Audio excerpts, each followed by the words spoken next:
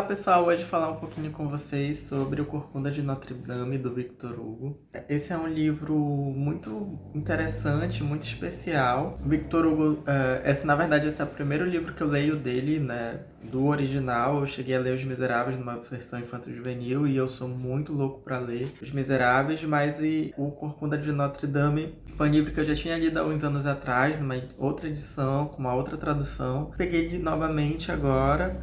É um livro assim que não é fácil, não é tão simples de ler e de adentrar nele, mas depois que pega o ritmo, tu vê o quanto ele é especial. Porque é um livro, assim, muito complexo, ele tem muitas camadas, talvez, né, no sentido de serem multidões, de serem vários personagens, e ao mesmo tempo o Victor Hugo, ele entra muito em questões sociais, da miséria social, né? É interessante, assim, que ele tem os miseráveis, né, que por si mesmo trabalha a perspectiva dos miseráveis da França, mas aqui também tem muito disso, pessoas que são muito miseráveis, muito vulneráveis, são pessoas do povo que estão à mercê de todas as injustiças sociais. E então a gente tem, assim, primeiramente, ele inicia o livro muito pensando numa multidão de pessoas que estão, eu acho que estão na igreja, querem ver um evento artístico e ao mesmo tempo ver as pessoas da nobreza, enfim.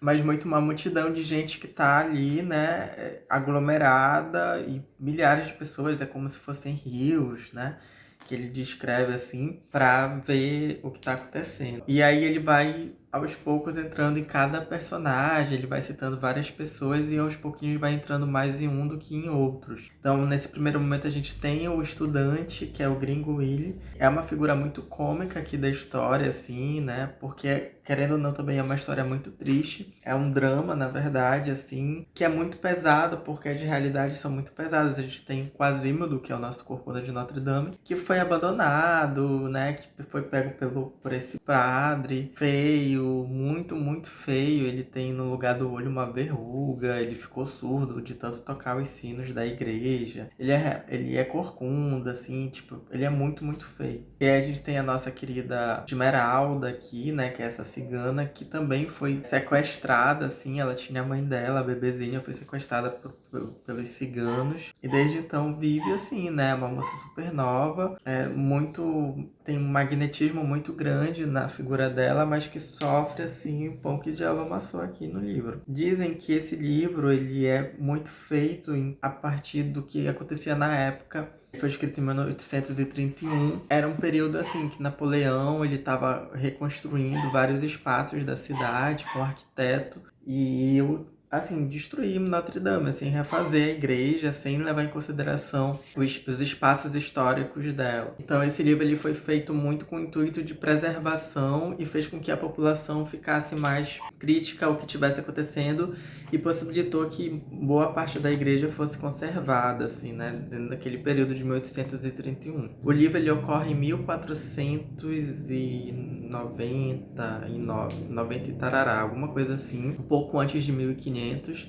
Então é era medieval. Então tem essa relação assim da idade medieval, mas ao mesmo tempo com conceitos da modernidade, né? O Victor Hugo ele viveu o período moderno. Então aqui no livro a gente vê esse entrelaçamento do que é a modernidade e do que era medieval. Muito no sentido assim, né? Na era medieval a gente tinha a igreja, o clero com muito poder, e na modernidade isso começou a ser muito questionado. Então aqui a gente tem esse padre maluco, né? Pode dizer aquele que representa Deus, enfim, e ao mesmo tempo o quanto ele é maligno, né? Então é bem interessante assim essa crítica que o Victor Hugo faz à igreja. Muito forte essa questão da injustiça social, assim, do julgamento, como isso é feito, como as pessoas não são ouvidas e como as informações elas são atrapalhadas, enfim. E isso causa muita, muita destruição aqui dentro. No livro a gente tem Esmeralda, que anda com a cabra dela. A gente tem o Frollo, que é o padre. A gente tem o Pilgrim, que é o capitão, por quem ela se apaixona, só que ele já tem um outro comprometimento com uma moça da classe burguesa, digamos. E ele é um filho da mãe, assim, ele só quer mesmo usar ela. Nós temos o nosso querido Quasimodo e temos a cabra, que a Esmeralda anda, enfim. E aí tem um momento que a Esmeralda é acusada de bruxaria. Os ciganos geralmente eram, né, acusados de bruxaria porque ela tinha uma técnica com a cabra de acertar letras, enfim. A gente tem a mãe da Esmeralda aqui também, que aparece. E é uma situação muito triste, assim, dessa mãe, porque a Esmeralda ela foi sequestrada quando era criança e quando a mãe tem acesso à Esmeralda, há esse processo de julgamento dela. Essa edição ela vem com várias ilustraçõezinhas e algumas são muito especiais, assim, e elas significam muita coisa. Aqui a gente tem essa imagem da Esmeralda no momento em que o Quasimodo ele levou chibatadas, ele foi julgado. E pelo fato dele ser surdo, as pessoas não sabiam que ele era surdo. E aí interpretaram ele de um modo muito errado, e isso acontece muito aqui. E ele foi condenado a levar algumas chibatadas. E sem nem saber por quê, porque ele era surdo. E é um livro assim que tem muitos momentos engraçados, mas muitos momentos que tu fica com raiva. Toda a injustiça que vai acontecendo, os desencontros, né? E de como as coisas vão dando errado para esses personagens, assim. O final ele é muito trágico, não tem um final feliz. Com essa injustiça mesmo para esses personagens, que são pessoas tão boas, né? Mas são pessoas do povo também, são pessoas miseráveis, vulneráveis. E isso afeta muito, assim. Então é um livro que ele é grande, ele é denso, tem as partes que o Victor Hugo escreve Notre Dame, então elas são muito densas, difíceis, assim, de serem lidas, porque ele é muito detalhista, ele tem essa relação muito forte com a arquitetura. Mas as partes, assim, com os personagens, elas são muito interessantes, elas são cômicas,